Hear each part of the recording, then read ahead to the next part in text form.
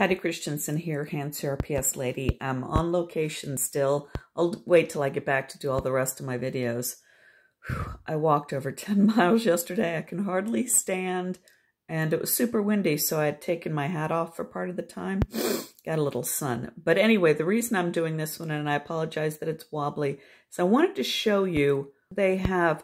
So the refrigerator, for whatever reason, you know, it's against the wall, that it would have been painful for me to stick my hand in there, you know, to open it.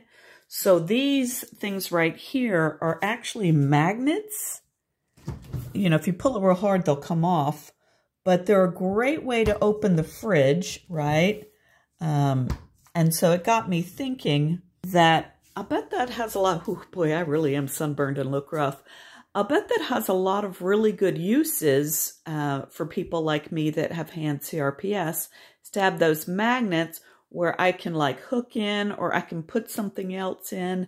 Great way to open. Anyway, again, sorry for the wiggly. I am going to get one of those things, those, I call them the narcissistics, but that help with the wiggling when I get back. And I'll do the rest of my videos back where I've got my stand that I forgot to bring down. Okay, thanks.